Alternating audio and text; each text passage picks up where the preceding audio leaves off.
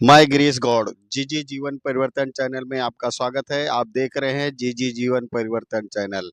आज हमको इस दुनिया को, देश दुनिया को युग के बारे में अवगत कराना चाहते हैं। युग के बारे में, युग का मीनिंग क्या है और युग से क्या क्या प्रभाव पड़े हैं। तो हम सबसे पहले सतयुग जाते हैं। सतयुग में ब्राह्मणवाद था। लोग पूजा पाठ करते थे और लोग बाकी लोगों को उपदेश देके और अपना घर चलाते थे, अपना पेट भरते थे। और यहाँ तक कि उन्होंने जो उनके आदेश थे, उन्हीं के आदेश को सबको मानना पड़ेगा और सबको मानना पड़ता था। इसलिए वो उस समय ब्राह्मणवाद था। ब्राह्मण ही इस नीति को अपनाए थे और उन्हें सतयुग कहा गया है। सतयुग कहा गया है।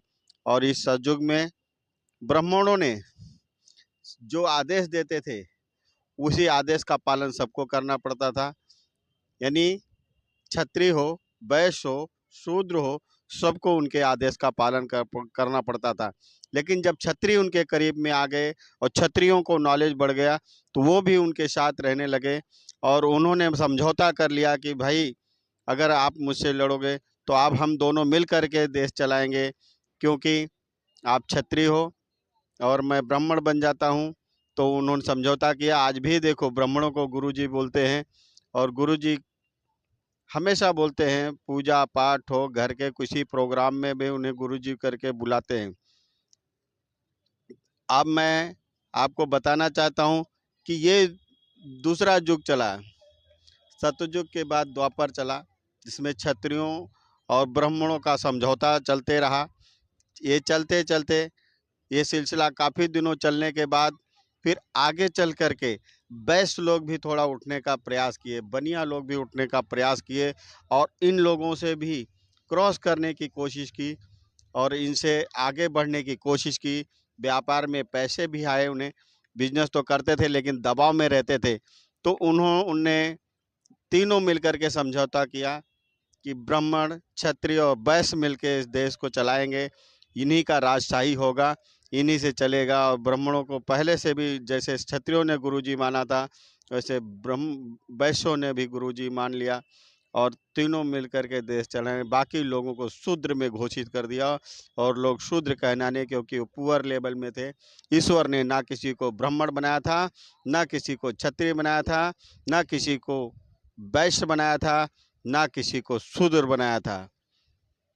लेकिन हमारे इस मानव प्राणी ने ही आपस में ब्राह्मण, क्षत्रिय, वैश्य, शूद्र का समझौता करके, अब देखिए, व्यापारी हैं वो वैश्य हैं, व्यापारी हैं वो वैश्य हैं, बिजनेस करने का सिर्फ उनको अधिकार था। लेकिन आज ये तीनों लोग, ब्राह्मण, क्षत्रिय, वैश्य, ये तीनों जो मानो, आज लोग कहते हैं कि कलयुग आ गया है। और जो पहले शूद्र हैं तो वो भी कहते हैं, देखिए आप, ये बूढ़ा कितने क्रोध में है, इसको दिखाई दे रहा है कि अब हमारा चलता नहीं है, कलयुग है। लेकिन कलयुग नहीं है दोस्तों, ये तीनों लोग उनको गुमराह किए हैं। कलयुग नहीं है, कलयुग नहीं, ये कलम का युग है। सबसे अच्छा युग है, सबसे अच्छा युग है ये कलम का युग है, कि जिसकी कलम में ताकत, शिक्षा करने का अधिकार इस कलयुग में ही शूद्रों को मिला है और वो आगे बढ़ गए।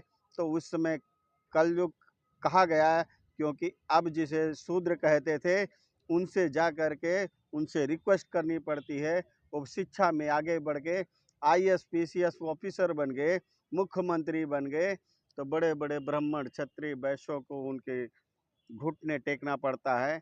इसलिए वो कहते हैं कि जमाना बुरा है और कलयुग आ गया है। लेकिन दोस्तों, मैं कहता हूँ, आज भी आप समझ लीजिए कि कलयुग नहीं, कलम का युग है। कलम का युग है।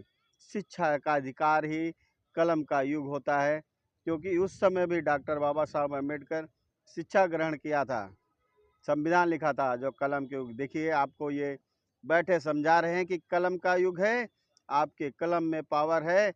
तो कोई भी युग का, चाहे वो ब्राह्मण हो, क्षत्रिय हो, वैश्य हो, शूद्र हो, लेकिन पावर वही होगा जिसकी कलम में पावर होगी। तो ये सबसे महत्वपूर्ण है। आज मैं आपको समझाना चाहता हूँ कि इस देश दुनिया में बहुत सारे नेता, बहुत सारे आईएएस पीएस ऑफिसर इन गरीबों से निकले हुए जिनको शुद्ध श्रेणी से कहा गया, तो आज उन्हें आगे बढ़ने को ये देखते हुए जब हजम नहीं होता तो बोलते हैं बड़ा कलयुग का ज़माना है, बड़ा कलयुग आ गया है। लेकिन यही सबसे अच्छा युग है मेरे प्यारे मित्रों। इस कलयुग को कलम युग समझना। और मेरे प्यारे मित्रों, आगे बढ़ते रहना। जय हिंद, जय भारत, जय महाराष्ट्र।